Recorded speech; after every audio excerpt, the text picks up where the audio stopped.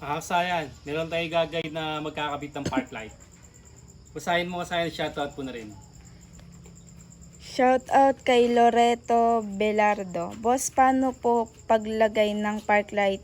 Sun wire ba i-connect ang wire na dalawa pang park light? Rosie 125 motor ko.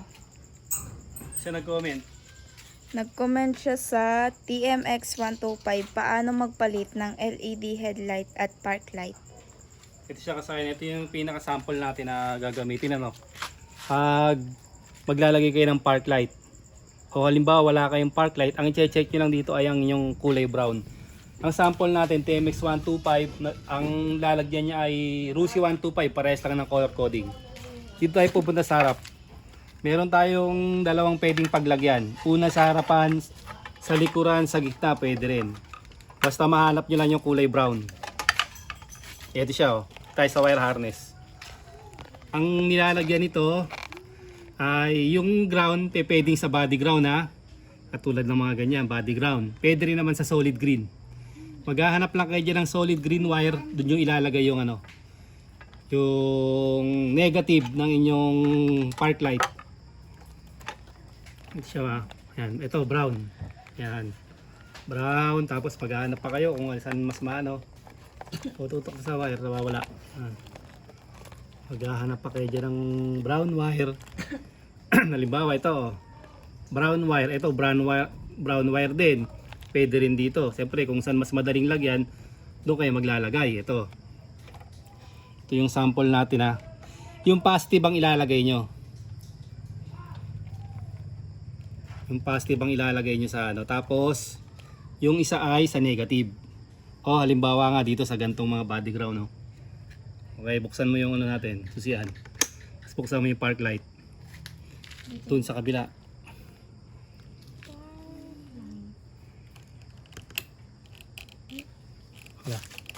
Ito.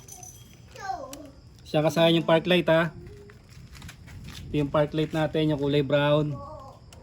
Tapos lalagay natin sa siya, sa negative. Ito tong kulay brown na to ha.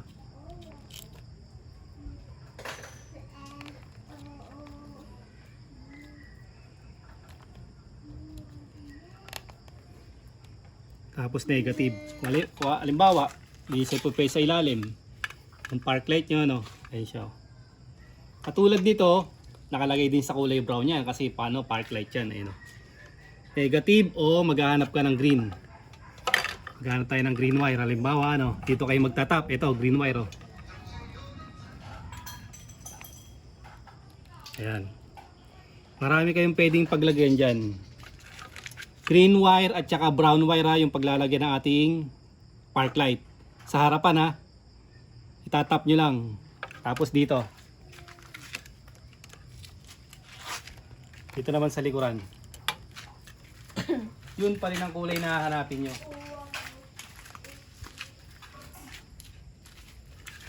Tanggalin nyo lang yung upuan. Tapos hanapin nyo yung brown wire. Ito. Buksan nyo to.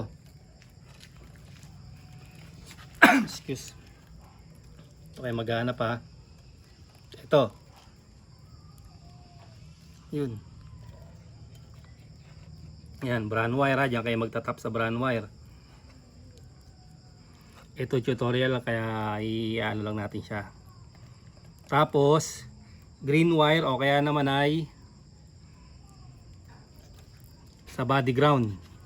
Sa body ground ha. Halimbawa dito sa body ground yan. Yan. Park light na tayo. Para kumbaga nakasabay na sa switch.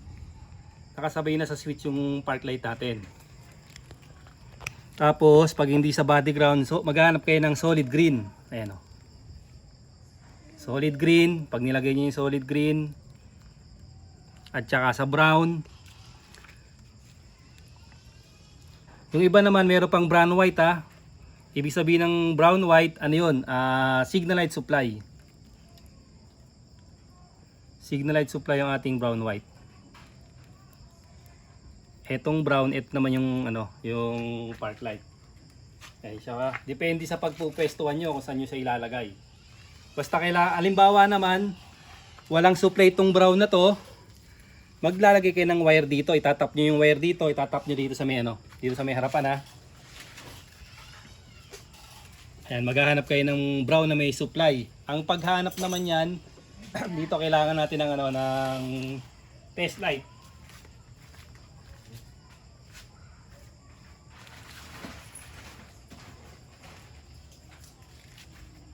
Ganito naman yung paghanap niya. Lagay nyo lang sa ground, body ground, tapos tusukin nyo yung brown. Para malaman nyo kung may supply, buksan nyo siya.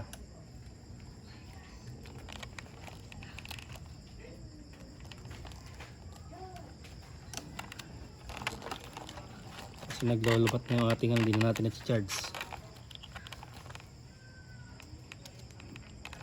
Hawakan mo to.